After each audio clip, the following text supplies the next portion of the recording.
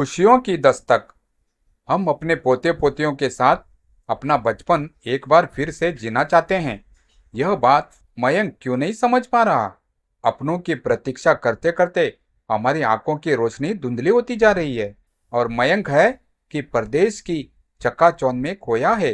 हर माह पैसे भेजने से, फोन पर बातें कर लेने से हमारे प्रति उसकी जिम्मेदारियां खत्म हो जाती है क्या? सुधा जी ने रोते हुए मनोहर जी से पूछा। मनोहर जी मौन होकर अपनी पत्नी को देखते रहे। माँ जी, भैया ने कहा तो वह 2 महीने बाद आएंगे, वह भी पूरे 1 महीने के लिए। फिर इतना रोना क्यों? तुलसी उन्हें बेहो तुलसी उन्हें बहुत देर से चुप कराने की कोशिश कर रही थी। तुलसी इस घर की नौकरानी थी, पर उसका दर्जा एक बेटी के समान था। मैं सोने जा रही हूँ, मुझे भोजन करने के लिए मत जगाना, सुधा जी ने तुलसी से कहा और करवट लेकर सोने का अभियान करने लगी। 2 महीने पहले से इस मयंक निवास की आंतरिक और बाहरी साज सज्जा हो रही थी। इस वृद्ध दंपति की खुशियों का ठिकाना ही नहीं था। साल में सिर्फ एक बार मयंक अपने परिवार के साथ यहाँ आता था। उसके आने से ऐसा लगता जैसे वसंत ऋतु आ गई हो। आज सुबह ही मयंक से बात हुई। उसने बताया कि वह छुट्टियां बिताने भारत नहीं आ रहा। उसने जो मजबूरियां बताई वह अपनी जगह सही थी। उसकी बातें सुनते ही सुधा जी रोने लगी। उनके उमंग और उत्साह पर पानी पड़ गया। पल भर में ही ऐसा लगा जैसे पतझड़ आ गया हो। शहर के किनारे स्थित मयंक कुंज की साज सज्जा देखकर लोग अनुमान लगाते, मनोहर जी और सुधा जी बहुत सुखी जीवन जी रहे हैं, मगर वास्तविकता इससे विपरीत थी। 63 वर्षीय सुधा जी और 68 वर्षीय मनोहर जी न तो अपने तन से सुखी थे और न ही अपने मन से। कुछ विचित्र स्थिति थी। इस वृद्ध दंपति के इकलौते बेटा मयंक लंदन में रहता था। घर में फैला सन्नाटा उन्हें बहुत डराता था। मन बहलाने के लिए बाहर जो जाते मगर जल्दी ही लौटना पड़ता, क्योंकि ज्यादा चलने से सुधा जी के गठिए का दर्द बढ़ जाता। वह आपस में ज्यादा बातें भी नहीं कर पाते, क्योंकि मनोहर जी गले के दर्द से परेशान रहते थे। दीवारों को देखते हुए कौर निगलने में कितनी उकताहट होती है, इस बात को बाहर वाले क्या समझेंगे। साल भर तक थका देने वाली लंबी प्रतीक्षा करने के बाद मयंक का आगमन होता और उसके जाते ही दोनों एक बार फिर इस घर में अकेले रह जाते। मनोहर जी के सेवानिवृत्त होने पर सुधा जी बहुत खुश थी। अब शेष जीवन अपने पोते पोतियों के साथ गुजारूंगी। उनके साथ हमारा समय कैसे कट जाएगा पता ही नहीं चलेगा। हाँ माँ, तुमने अच्छा फैसला लिया है।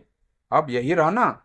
आप लोग वहां रहते हैं तो मुझे भी चिंता लगी रहती है। मयंक उन्हें लंदन के अपने घर में देख बहुत खुश हुआ था। बहुत खुश थे दोनों। लंदन पहली बार आए थे। ऑफिस में भी वह ऊंचे पद पर था।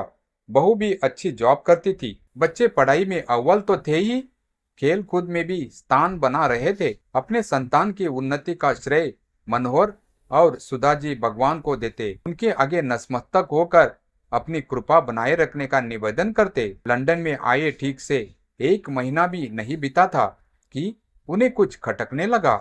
उन्हें महसूस होने लगा मयंक उनके साथ होकर भी उनके साथ नहीं है। मयंक, बहू और बच्चे तड़के उठकर वॉक पर चले जाते। 2 घंटे बाद सिर्फ बच्चे वापस आते, क्योंकि उन्हें स्कूल जाना होता था। बेटे बहू अपनी फिटनेस के लिए जिम चले जाते। वहां से आते तो ऑफिस जाने की जल्दी होती। दिन भर में 20 लोगों से मीटिंग होती। उनकी व्यस्तता देखकर लगता 24 घंटे भी उनके लिए कम ही है। बच्चे भी स्कूल खत्म करके खेल की प्रैक्टिस करने चले जाते। सुबह से शाम तक दोनों घर में अकेले रहते। बस रात में बच्चों से बातें होती, वह भी कुछ खास नहीं।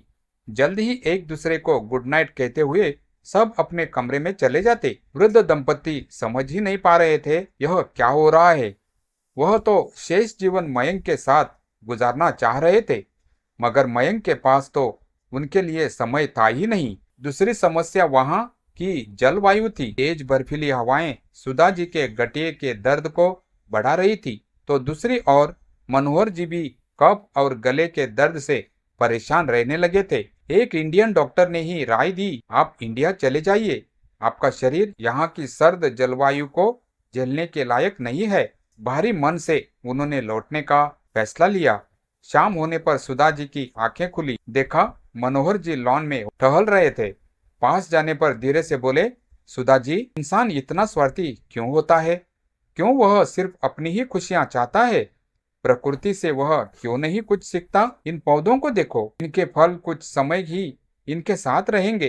टूटने के बाद यह सजीव और निर्जीव वस्तुओं पर सजकर उनकी शोभा बढ़ाएंगे।